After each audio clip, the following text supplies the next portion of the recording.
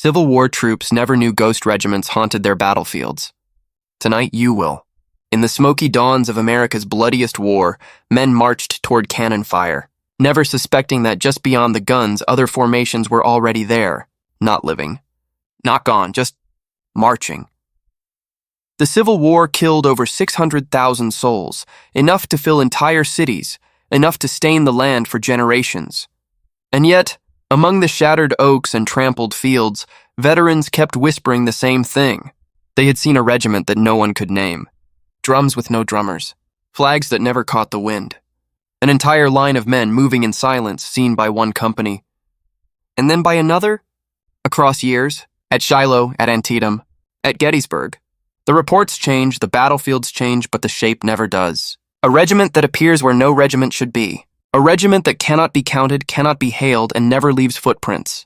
Tonight we follow one patrol into a morning fog and watch as a line of blue coats steps through the mist, faces pale, eyes forward, never seeing the living at all. There is a reason they kept marching. There is a reason no one could stop them. And it begins with a sound that wasn't there. The line that wouldn't break morning hangs low over Pittsburgh Landing, heavy and wet, the kind of air that collapses sound and keeps secrets. It is spring, 1862. The Tennessee River is a gray ribbon under cloud, and the forest beyond looks like a painted curtain, flat and still, until you step into it and the damp breath of the trees comes against your face. The men move quietly. Boots slide in the churned clay, rifles held close, knuckles raw from a night that didn't warm.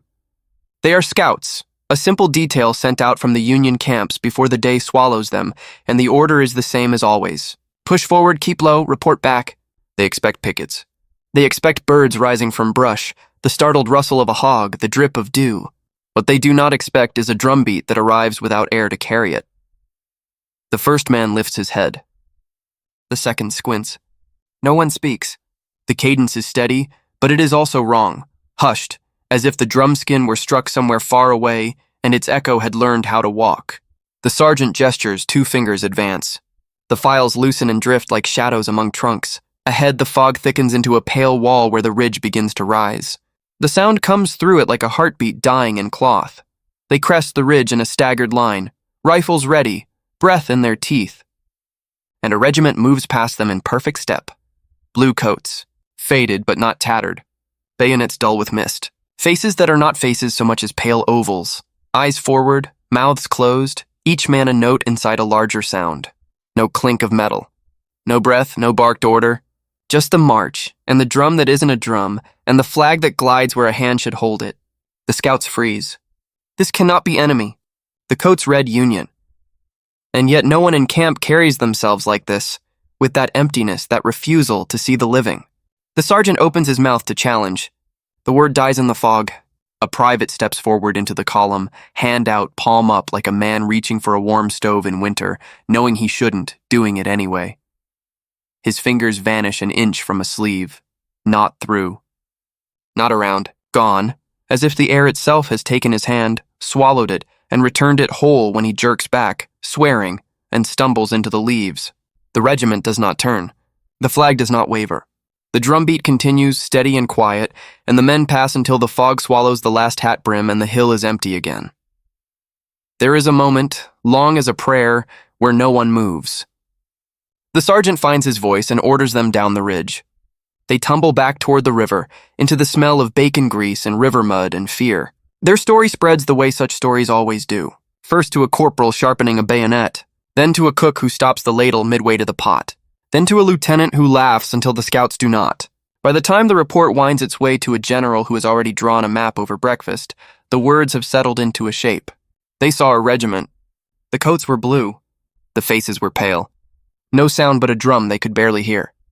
The sergeant tried to challenge. The private swore something had taken his hand. They marched west toward ground that, by noon, will be famous for the wrong reasons. Here's the first payoff, the first hard edge that bites your palm when you close your fist on it.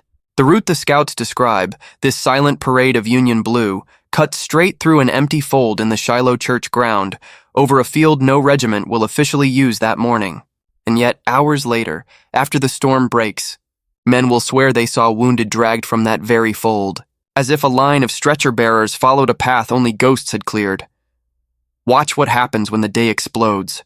The Confederates slam out of the woods like a door thrown inward by wind, thousands of voices climbing a single feral note. Rifles bark. The churchyard fills with smoke, and powder bites every tooth. Men stumble steady, stumble again. Horses rear, eyes rolling white. The line bends. The drums that do exist now drown beneath the boom of artillery. Somewhere the scouts fight and forget their own names for a while. Because the living have a way of erasing everything but the next breath, and yet, even in the madness, the whisper mouths the same direction. Wounded are hauled past a gap that isn't marked, toward a stand of trees whose roots drink deeply by midday. A captain later writes that he reached that notch in the earth in search of cover and found it trampled into a lane, as if someone had been through before first light. He notes that the grass lay flat in 2 rows, man-high like flanks. He does not know why he writes that. He only knows it was true when he looked down. When he looked up, the world was bullets again. Now the day ends. The river darkens. Lanterns move through the woodland like fireflies that learn to grieve. The scouts are not the only ones who talk. The stories begin to rhyme. A corporal who survived the peach orchard says he saw a line of men in blue, marching in good order, step out of smoke, pass across the rear of his line and vanish into shadow. He didn't hear a word. He didn't see a mouth move. He thought it was a trick of powder haze, until he noticed that one flag was wrong. The color had bled into a tone he had never seen under sun. There is a truth that historians know and soldiers feel. Battlefields, remember? The Civil War carved that into the American earth so deeply that plows still pull up lead when the seasons turn. In the years after Shiloh, men come back. They seek graves. They seek peace. Some seek a little money, selling relics to strangers. They describe nights that do not keep quiet. A low cadence where the trees clutch together. A line of boots on a path that no longer exists. A flag that licks at fog like a tongue. And then, the worst detail, reported by 3 different men on 3 different visits, each in years spread wide apart. Every time, the line of marching figures passes a certain shallow dip near the church, and one figure turns his head a fraction toward the living. Not in recognition, not in greeting, but as if listening for a sound that never comes. What do you do with such testimony? You hold it next to the maps. You hold it next to the lists of the dead. You hold it next to the known routes and the official orders and the blunt, inked truth of regimental returns. And then you notice a detail that shouldn't matter and yet refuses to let go. On the eve of the battle, a Union regiment bivouacked near the river was reassigned on paper to a stretch of ground it never reached. The ink says one thing. The footprints say another. In the confusion of dawn, men missed their marks. Units bled into units. A map is a hope, not a guarantee. But the path the scouts described, the path later trampled by wounded, the path the veterans swore they heard feet crossing in years after, matches the reassignment's intended line almost exactly. It is a coincidence, you might say. Battlefield roads run where they run. The easiest path is always the same. But the easy path did not go through that dip. The easy path skirted it. The easy path was clear even then, a solid trail angling south. The ghost path, if we dare call it that yet, cut across the grain, as if following a line that lived only in a commander's head and a clerk's ink. There is another account, buried in the pages of a county newspaper 2 decades after the war, written by a man who refused to give his name. He claims he served as a drummer boy at Shiloh, that he lost his drum in a scramble when a tree trunk shattered, and that for the rest of the day he beat cadence against his own ribs with a stick, desperate to keep his company together. He writes that, near dusk, when he had no more breath to count, he heard another drum pick up his rhythm from somewhere behind him. He never saw the drummer. He could not turn back. But he swears that for 3 minutes the rhythm he beat was answered by an echo that knew his pattern, mistake for mistake. Years later, visiting the field as a man with gray in his mustache and a limp that taught him the weather before clouds did, he heard the same weak drum from the same direction. And this time the pattern led him to the dip near the church. He stood there, hat in hand, while the air ticked with a beat no one else heard. Blood in the earth, voices in the wheat. The war had moved on, but the earth had not. The spring rains of 1863 came heavy over the Antietam fields, flattening grass that had once hidden men and swallowing the footprints of the living, only to reveal sometimes the prints of those long dead. Farmers spoke of them first. Tracks that began in soft ground and ended in nothing. Rows of them, side by side, neat as a drill line, stretching toward the cornfield where the morning sun refused to shine quite right. At first, no one listened. Too many tales hung in the mist already. But then a veteran, Corporal Eli Ward, returned to see the place where he'd fought. He wanted to say his own name out loud where his friends had fallen. He came with his wife, and she was the one who heard it. The faint rhythm beneath the wind. Tap, tap, tap. Tap, a cadence. So low it might have been her own pulse until Eli froze, eyes locked on the wheat ahead.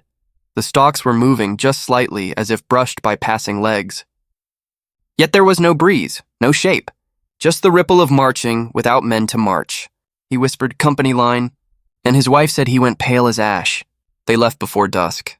The next day, when he went back alone, the sound was gone, but the wheat stood in perfect rows, bent inward, as though someone had walked the path all night. Word spread among veterans like a spark in dry grass. Chickamauga, Cold Harbor, Gettysburg. The same whispers followed the same pattern, formations seen in fog, columns where no column should be, and that hollow cadence beating softly beneath the wind. Men described it differently but never doubted what they saw. In some places it was blue coats, in others gray, yet the rhythm was always the same, steady, relentless, as if the war itself refused to stop marching.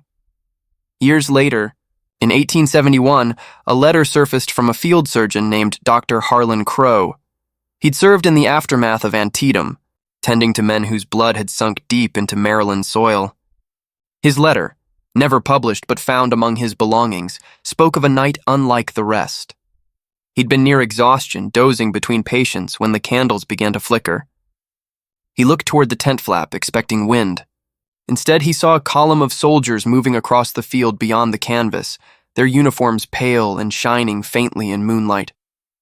No sound, no faces, just shapes moving toward the cornfield, rifles shouldered. He wrote, they passed as mist through mist. Yet the moonlight bent upon them. I could see it cling to their sleeves as if it meant to remember them. He stepped outside, calling after them, thinking they were wounded men wandering. The air smelled of iron and smoke, though there were no fires burning. The line kept its pace, straight through the surgeon's post and into the wheat beyond.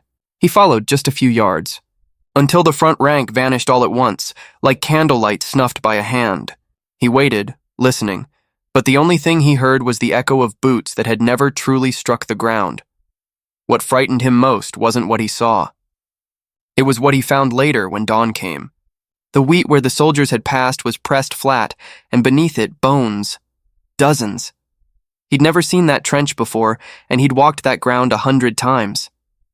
It wasn't marked on any map, not by the army nor by locals. But there it was, a line of bodies lying head to foot in a soldier's rest, as if still in formation. By the 1880s, the war was fading into memory. Towns rebuilt, crops grew tall, and ghosts became local folklore. But at night, when the wheat fields rippled without wind, even the bravest men refused to cross them. Some said the soil itself was restless, that too much blood had soaked through for peace to take hold. Others said time had folded there, that the moment of death still walked in circles, unable to find its way out. And yet, among all these whispers, one account stands apart. A railway engineer named Thomas Redden was laying track through old Chickamauga ground when his crew spotted what they thought was a drill unit in the morning fog. He waved his cap in greeting, then froze when they failed to respond. The men moved in perfect rhythm, rifles slung, flags lifted, and yet their boots made no sound on the gravel. Redden described their faces as washed out and still, and their uniforms gray, flickered like smoke at the edges. He shouted once. The line passed within 20 yards. Not one man turned, and when the fog lifted minutes later, they were gone. No footprints. No heat marks. Only the faint smell of sulfur, and the grass pressed flat as though something immense had brushed it. The foreman, a former soldier, refused to work another hour on that stretch of track. The company moved their project half a mile north, and the site was quietly fenced off. Some say Redden went back years later, curious if it had only been missed in memory. He brought with him a lantern, a friend, and a camera. Only one plate survived the exposure, warped and grainy, but what it showed chilled the town that developed it. A vague column, faintly luminous, crossing the distance. Some said it was a trick of light. Others swore they saw faces. The negative vanished after Redden's death, and so did most of his story. But a piece of track still lies there, rusted and half-buried, where no train ever ran. The question is always the same. Why do they march? Toward what? Away from what? Every account ends the same way, silence, and a feeling of being watched by those who never truly left. But there is one pattern no one noticed until decades later, when veterans began to share memories at reunions. They realized the sightings always followed the harvest. Every autumn, as the wheat and cornfields were cut down, someone, somewhere, heard the phantom cadence again. Perhaps it was the sound of the earth exhaling, the crops bending and the wind taking its due. But there's something deeper in that rhythm, something human. The old soldiers said it matched the march used when burying their fallen. A funeral step, slow, deliberate, unending. It wasn't the march of attack, but of return. One historian quietly, carefully proposed an unsettling theory. What if the ghost regiment wasn't trapped between life and death, but between duty and peace? What if their final order was never rescinded? In war, every man answers a call, but who answers when the call comes from beneath the ground? As the years passed, sightings grew rarer but stranger. In 1906, near Gettysburg, a caretaker claimed to hear drums late one night while locking the museum. Thinking vandals were inside, he grabbed his lamp and hurried into the field. The drums grew louder as he walked, though he saw no one. Then he realized the sound wasn't coming from around him. It was beneath him. Deep, steady, buried somewhere below the soil. When he knelt and pressed his ear to the ground, the beat stopped. Only the echo of his own breath remained. He told no one for years, fearing mockery, until he found the courage to speak. By then, his hair had gone white, and his hands trembled when he described it. He said, "The drums were not warning. They were remembering." There's something in that phrase, something that reaches beyond ghost stories and into the marrow of history. Because maybe, just maybe, those soldiers were not haunting the living. Maybe they were haunting the moment itself, the flash before death, the final command that never found its rest. Tonight, if you stand on those old fields when the fog rolls in and the moon lies low, you might still hear it. Not loud, just beneath the breath of the wind. A rhythm older than memory, marching not toward victory but toward home, and somewhere ahead, where the wheat bends though no wind blows. A lantern flickers once, then twice, and the shape of a flag rises, pale and waiting. It's moving again. The line is forming, and whoever they are, they're still not done marching. Drums after midnight, it begins with rain again. Not a storm, not the fierce kind that rattles shutters and drives cattle into barns, but a steady, whispering drizzle that seems to blur the edges of everything it touches. The battlefield at Chickamauga lies quiet, reclaimed by grass and memory, the only sound the slow ticking of water through the leaves. But in the dead hours after midnight, the silence starts to change. The park rangers on night patrol call it the whisper hour. Radios crackle with static, headlights dim for no reason, and the air turns cold in strange, uneven patches. One of them, a man named Henry Lawton, had patrolled the park for 15 years. He'd seen trespassers, vandals, kids chasing ghost stories, but nothing like that night in 1984. He was crossing Snodgrass Hill when he first heard it, faint, rhythmic, like someone walking in soft-soled boots through wet leaves. He turned his flashlight toward the sound. Nothing. Just rain sliding down branches. Then came the low, hollow beat. Not thunder, not machinery. It was slower, measured, a drum beat echoing from nowhere. Henry froze. The noise built behind him, the kind of sound that fills the air but never has a point of origin. He took a step forward and it followed. He took another and it matched his pace, one beat behind. He tried to radio the bass, but his voice came out a whisper against the static. When the drum beat stopped, he realized something far worse. It wasn't gone. It was closer. He turned and saw figures through the curtain of rain, gray shapes moving in single file, their outlines flickering between solid and mist. They weren't walking. They were gliding, feet brushing the wet grass without a sound. He blinked hard, certain it was exhaustion. But the drum beat returned, louder now, like a heart pounding under the earth. And then he saw the flag, torn, motionless. And yet somehow, breathing, Henry ran. He didn't look back until he reached the ranger station, drenched, shaking, unable to explain why the rhythm still echoed inside his skull. Later, when he told the story, the park superintendent nodded slowly and said only, "You heard them too." It wasn't the first time. Reports stretched back decades. Caretakers, locals, even tourists who claimed to hear faint drums at midnight, sometimes followed by the sound of marching feet. The strange part wasn't that they heard it. It was that every account happened at the same hour, 12:47, always. Historians searching through military records found something chilling. At precisely that time, on the second day of battle, a Confederate artillery barrage wiped out nearly an entire Union regiment caught between the woods and the ridge. Their drummer boy was never found. Over the years, investigators brought audio equipment, EMF meters, temperature gauges, all the modern tools of the ghost hunting trade. Most left disappointed. Nothing unusual. But once in 1997, a team captured something they couldn't explain. On playback, amid the hiss of wind and rain, came the distinct rhythm of a slow, deliberate drum beat, fainter with every repetition, until it faded into silence, replaced by what one expert later described as a human breath recorded from underground. But this isn't a story about equipment. It's about what those fields remember. Locals say the fog at Chickamauga behaves differently from any other place. It rolls low, hugging the ground like a living thing, and carries sound farther than it should. Some nights you can stand at one end of the field and hear voices whispering from the other. Most people dismiss it as air currents. Others know better. An old man named Preston, who ran a small bait shop near the park, once told a visitor about his own encounter. He'd gone to collect night crawlers near the creek one late October evening. The air was thick with mist. He knelt by the water, lantern dim, when he heard boots splashing nearby. Thinking it was another man, he called out. No answer. The steps came closer. He raised his lantern, and the light revealed nothing. No man, no shadow. Just footprints forming in the mud, one after another, coming straight toward him. He stumbled back, tripping over roots. The lantern fell and went out. In the darkness, he heard the unmistakable roll of a drum, slow and solemn, like a funeral march played for the unseen. The sound stopped only when he reached the road. When dawn came, he returned to find a dozen perfect footprints ending where his lantern had fallen. The strangest detail? Those prints were not modern. They were from shoes with nailed soles, standard issue for Union infantry. It's easy to laugh at such stories in daylight. But when the fog thickens and the world narrows to 20 feet of visibility, the imagination doesn't feel like imagination anymore. There's a part of Chickamauga few tourists visit, the old supply trail running between the ridge and the river.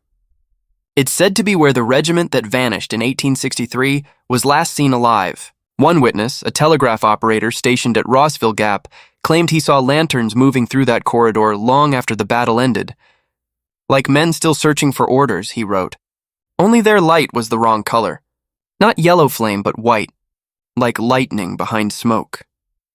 What no one realized until much later was that this corridor aligns almost perfectly with the ghost march reported at Shiloh. The same heading, the same direction. The same silent line that never stops. Maybe it's coincidence. Or maybe it's a path they still follow, crossing miles, decades, and battlefields, retracing a route no living army remembers. There's a letter archived at the Library of Congress, written by a Confederate captain who fought at Chickamauga. It was never mailed, found instead among his belongings after his death. He describes a moment during the second day of fighting when the smoke parted, and he saw across the ravine a Union regiment advancing straight into their own cannon fire. But there was no sound, no muskets, no shouts, only the shimmer of movement and the dull thud of invisible drums. His men aimed their rifles but found nothing to fire at.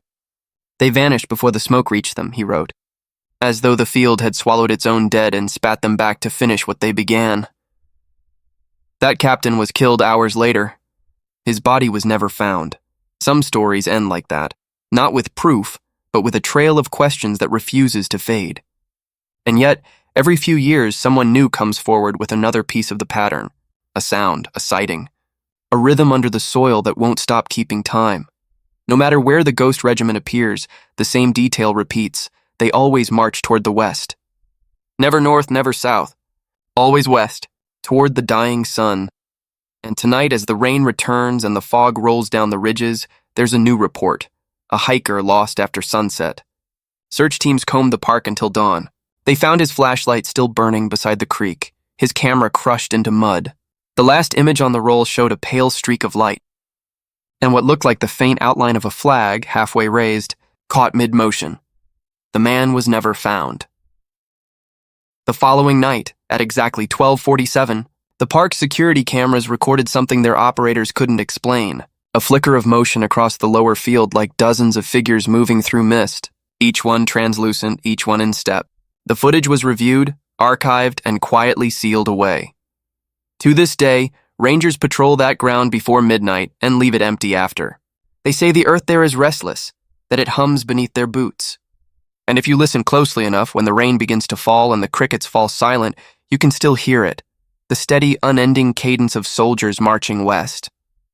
Chasing a sunrise they never reach, and somewhere deep beneath the soil, the drums begin again. Flags that do not fade, the morning mist draped Gettysburg like a shroud. Even now, over a century later, the air there feels heavier than anywhere else in the East. Locals say it isn't weather, it's memory. You breathe it in, and you start to feel the weight of all that silence beneath your feet. Every dawn, when fog rolls low through the wheat field and Seminary Ridge begins to pale, something stirs.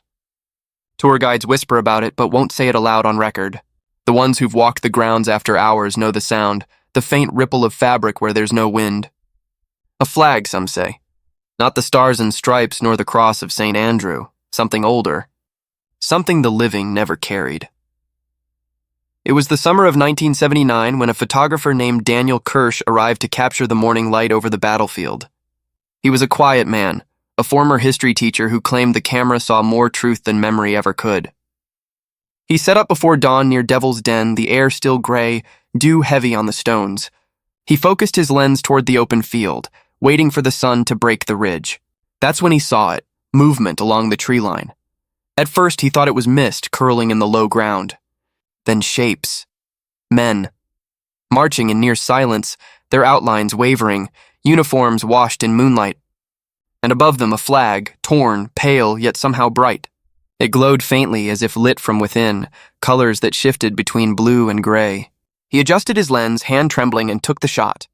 The flash flared, and when the smoke cleared, the field was empty. He packed up fast, heart pounding, and developed the photo later that day in his motel room. What appeared on the paper made him drop the tray. The figures were there, faint but distinct. Faces blurred, but the flag, oh, the flag was sharp. Too sharp. Its fabric rippled, though no wind had been recorded. The banner bore no insignia, no nation's mark. Only one detail was visible, a dark stain across the center that no chemical process could remove. Kirsch showed the print to a park historian the next morning. The man studied it for a long time, silent, then said quietly, "That's not a flag anyone carried at Gettysburg." He refused to elaborate. Kirsch left that afternoon shaken, abandoning his equipment. The photo vanished years later, locked away by collectors, or so the story goes, but the sighting was not unique. As decades passed, reports of the pale banner spread across old battlefields from Virginia to Tennessee. Always the same description, faded cloth, no emblem, a glow that seemed alive. Some believed it marked the path of the Ghost Regiment, the same spectral line seen at Shiloh and Chickamauga, still marching westward, still bearing their unearthly flag. Others said it was something older than the war itself, a symbol of those caught between duty and release. A retired colonel. James Pickett? No. Relation to the general once confessed to seeing it during a training exercise near Fredericksburg in the 1950s. He and his men were conducting night maneuvers when a faint light appeared downrange. Thinking it an intruder, they advanced. What they found was a patch of ground colder than the rest, a chill that sank through their boots. Then came the sound, the faint rustle of cloth, and beyond it, a dim shimmer. A flagpole stood upright in the earth, but no one held it. The cloth atop it moved as though stirred by a breath that wasn't there. Pickett ordered his men to halt. When he stepped forward, the light blinked out. He never told the army what he saw, fearing ridicule. But he kept the compass he'd used that night, and years later, when he checked it, the needle still refused to settle. Some say the flag appears at moments of unrest, whenever the land beneath remembers the tremor of battle, storms, thunder, cannon fire reenactments. It rises in the haze, not as a warning but as a memory trying to be seen. And wherever it appears, the ground below bears strange marks, thin trenches, as if something had been dragged through the soil long ago, and the earth can't forget the path. In 2001, a team of historians mapping metal deposits under Gettysburg Ridge recorded a long, straight vein of iron beneath the old wheat field. It ran perfectly parallel to the ghost march reported in early war diaries. The lead researcher joked that it must be the blood of the mountain, but the assistant who analyzed the readings found something stranger. The magnetic field spiked at regular intervals, every 10 feet, exactly the spacing between men in a marching line. Coincidence, maybe. But when the equipment shorted out that night, the sensors recorded one final pulse, a rhythmic pattern. 4 beats, pause, 4 beats again. The cadence of a slow march. A year later, during an anniversary reenactment, hundreds of visitors gathered near Little Round Top to watch a mock advance. Among the smoke and echoing drums, a sudden hush fell. The air seemed to twist. Cameras flashed as spectators pointed toward the ridge. A flag had appeared, pale, tattered, rising through the haze. The reenactors hadn't brought it. No one knew whose it was. Yet the crowd swore they saw it wave once, then sink back into the fog. The footage aired briefly on local news before being dismissed as lighting interference, but those who were there said otherwise. They said it moved like something that remembered the world. Historians tried to trace the symbol, thinking it might belong to a forgotten regiment or lost company standard. But no records matched. One archivist noted something odd. The blank flag resembled the burial shrouds used during the war, linen cloths tied over the fallen before transport. Perhaps, he suggested, the Ghost Regiment carried not a banner of war but a banner of mourning. And if that's true, then what they march beneath is not a flag at all, but a memory of every life unfinished. At dusk, when the last visitors leave and the fields grow quiet again, rangers often find impressions in the grass. Long, narrow, in perfect formation, a faded path heading west. Always west. Maybe that's what haunts these grounds, the unbroken discipline of the dead, their duty heavier than rest.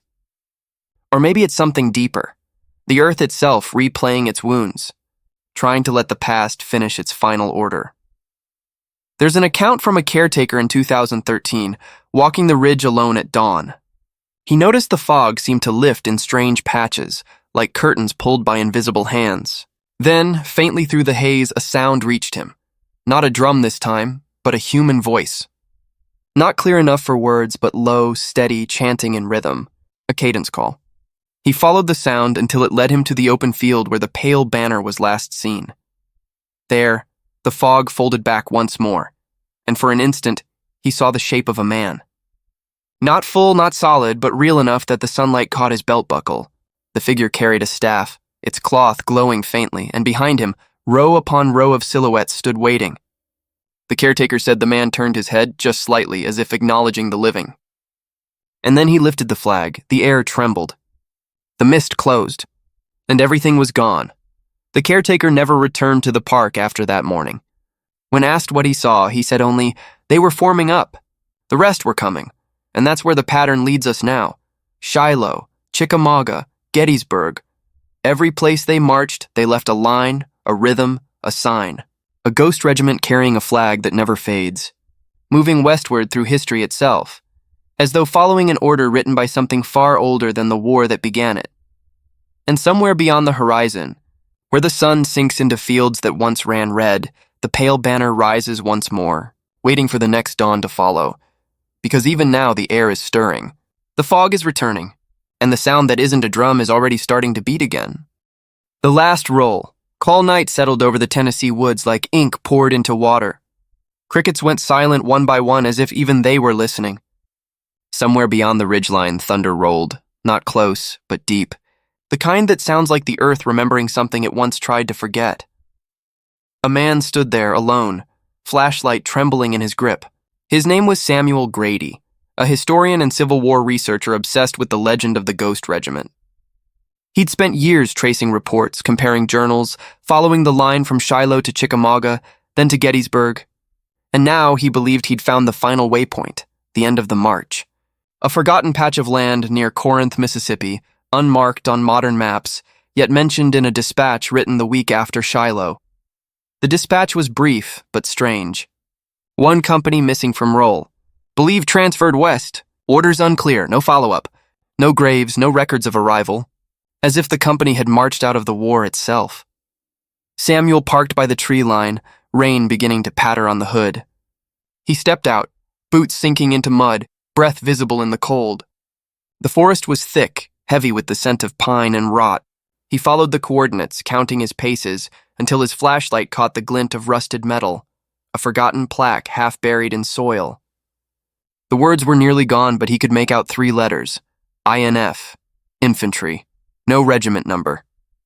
He crouched beside it, brushing away leaves, and felt something hard beneath the dirt. Metal. Then another piece beside it. A line of them, 10 feet apart. He froze. The spacing was perfect, exactly like men standing in formation. He straightened, heart thudding. The woods were still. Then faintly came the rhythm. Not loud, not even distinct. Just the suggestion of a beat. 1, 2. 1, 2. His flashlight flickered. Hello? His voice barely left his throat. The rhythm grew louder, resolving into something unmistakable. A drum. Slow, measured, steady as breath. It came from deeper in the trees, echoing where no path should lead. He followed, drawn by something older than curiosity. Through the pines, mist thickened, coiling low to the ground. Shapes formed in the vapor, lines, ranks, movement. Samuel stopped breathing. The figures emerged one by one, their edges wavering like candlelight.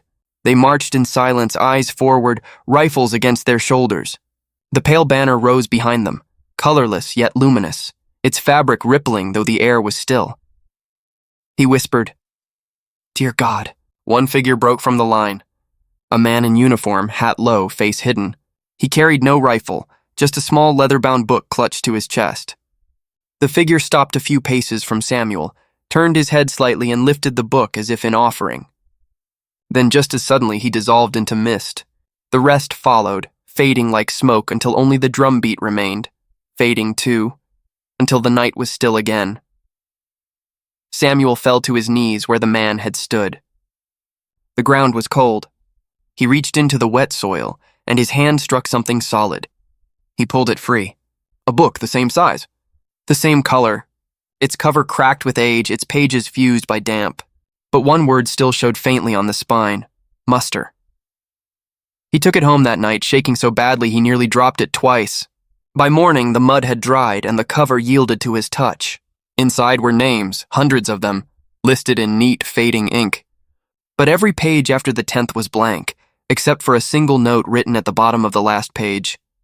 Still present. Still marching. The discovery should have been impossible. The muster roll belonged to the missing company, the one lost between Shiloh and Corinth, officially unaccounted for. Historians had searched for decades. Yet here it was, unearthed on the very ground they'd supposedly vanished. Samuel became consumed. He compared every name, every record, every date. But the strangest part wasn't who was listed, it was who wasn't. Several soldiers who died in other battles appeared again here, marked as active, as if they'd been reassigned. After death, the deeper he went, the more the evidence seemed to defy itself. Dispatches referenced orders that no officer had written. Supply logs mentioned rations delivered to units that no longer existed. He found a letter from a Union quartermaster dated months after the war ended, complaining of phantom requisitions still arriving for a non-existent regiment. The handwriting was desperate. "I've seen their signatures. I swear I've seen their hands. But the men are not here." That night, unable to sleep, Samuel returned to the book. The blank pages seemed to pulse faintly under his lamp. He flipped back to the first page, running a finger down the list of names, whispering them aloud. The room was still. Then came the faintest sound, something like boots on wooden floorboards just outside his study door. He froze. Another step. Slow. Then another. He turned, heart hammering. Nothing. The hallway empty. But when he looked back down, the ink on the page had changed. A new line had appeared right beneath his fingertip. "Grady S.E., present!" The lamp sputtered. He slammed the book shut and stumbled back, pulse racing, breath ragged. The air in the room felt suddenly heavy, like the moment before thunder breaks. He could feel them there, behind him, around him, the same quiet cadence filling the space between heartbeats. He ran.